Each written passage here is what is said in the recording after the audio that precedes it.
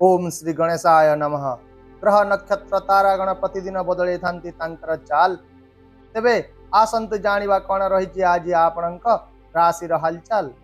नमस्कार बंधुगण, आपण समस्तंको आम चैनल को हार्दिक स्वागत करुछि। आज रही वीडियो रे आमे आलोचना करिबा कुंभ राशि लोकंकर आज दैनिक राशि फल विषय रे। आमे एही जो राशि फलटी आपणको कहूछु ताहा ग्रह गुड़िकर एक सरल गणना जहाको ज्योतिष शास्त्र रे ग्रहर गोचर भाव रे जना जाई थाए, जहा मुख्यतः चंद्रदेव चलन उपर आधारित अटे। चलंतु प्रथमे जानी नेबा आजिर तिथि बार नक्षत्र ओ शुभ समय विषय रे। आज हेउची 28 मई 2025 बुधवार, ज्येष्ठ मास शुक्ल पक्ष द्वितीया तिथि मृगशिरा नक्षत्र। आजिर शुभ समय सकाळ 7:55 रु 11:27 मध्य। तेबे दर्शक बंधु आसंतु जानिबा कौन कहूची आज आपणक राशि, कौन कहूची आज आपणक नक्षत्र एवं आज आपण एपरि कौन विशेष उपाय करिवे जहा फल रे दिनटी आपणक पई अत्यंत शुभ प्रमाणित हेबो।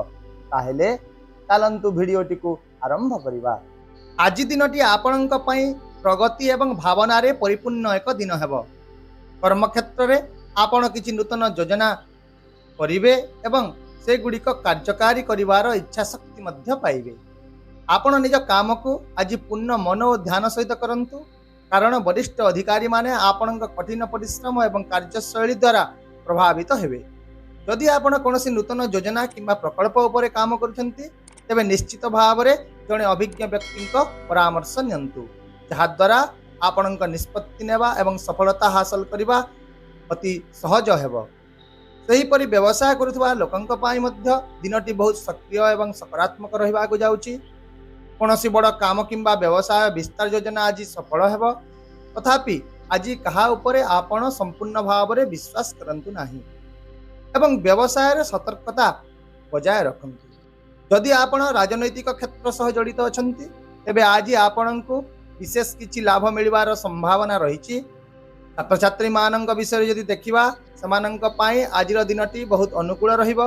विशेष करी जो माने प्रतियोगितामूलक परीक्षा पाई प्रस्तुत हेउचंती किंबा शिक्षा क्षेत्र रे किछि बड़ करिवार स्वप्न देखुचंती समानक पाई आजिर दिनटी फलप्रद रहिबो।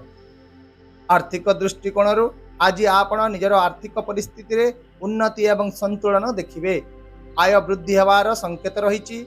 यदि आपणकर कोनोसी टंका पेंडिंग रहि जाइछि तेबे आज ताहा फेरिबार संभावना अछि। व्यवसाय रे कोनोसी एक बड़ एग्रीमेंट बा डील फाइनल होई पारे जहा आपणकर आर्थिक स्थिति को सुदृढ़ करिवो।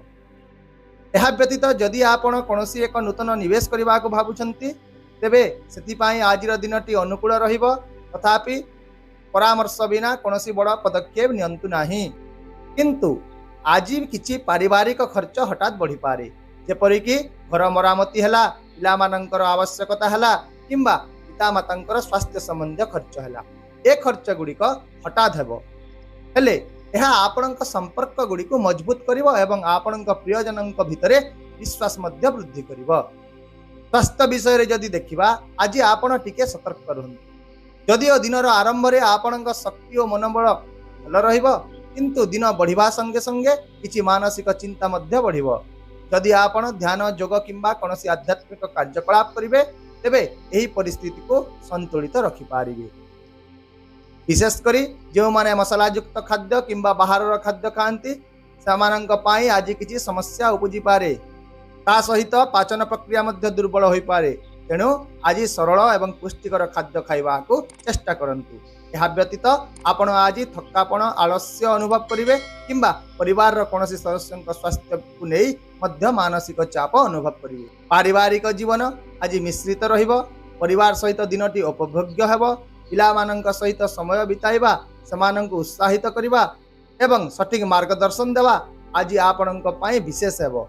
यदिओ परिवार रे किछि पुराना भूल बुझामणा सामना को आसीबो, किंतु आपण एहाकु प्रेम और आलोचना माध्यम रे समाधान मध्य करि पारिबे।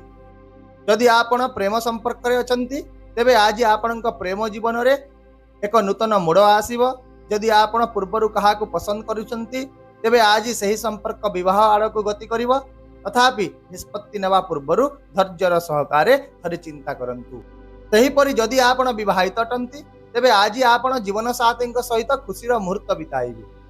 ଆପଣଙ୍କ ଜୀବନ ସାଥୀଙ୍କ ସାଥ ଆପଣଙ୍କ ପାଇଁ ଆଜି ନୂତନ ଶକ୍ତି ଓ ଜୋଶ ଆଣିବ ଏବଂ ତାଙ୍କ ଯୋଗୁଁ ଆପଣ କିଛି ଲାଭ ମଧ୍ୟ ପାଇପାରିବେ। ବିଶେଷ କରି ଆଜି ଆପଣ ପୁରୁଣା ଦିନର ସ୍ମୃତିକୁ ନେଇ ଟିକେ ଇମୋସନାଲ ମଧ୍ୟ ହୋଇପାରନ୍ତି। ତାହେଲେ ପ୍ରିୟ ଦର୍ଶକ ବନ୍ଧୁ, ଆପଣଙ୍କ ପାଇଁ ଆଜିର ଶୁଭ ସଂଖ୍ୟା ହେଉଛି 5, ଶୁଭ ରଙ୍ଗ ହେଉଛି ଗୋଲାପୀ ଏବଂ ବିଶେଷ ଉପାୟ ହେଉଛି ଆଜି ଆପଣ ଘରେ କିଛି ଧାର୍ମିକ କାର୍ଯ୍ୟକ୍ରମ ଆୟୋଜନ କରନ୍ତୁ ଏବଂ ଯଦି ସମ୍ଭବ ହେଉଛି ତେବେ ଗୋଦାନ କରନ୍ତୁ, ଯାହାଦ୍ୱାରା ଆପଣଙ୍କର ସ୍ୱାସ୍ଥ୍ୟ ଭଲ ରହିବା ସହ ଜୀବନରେ ସୁଖ ଶାନ୍ତି ଏବଂ ସମୃଦ୍ଧତା ବୃଦ୍ଧି ପାଇବ।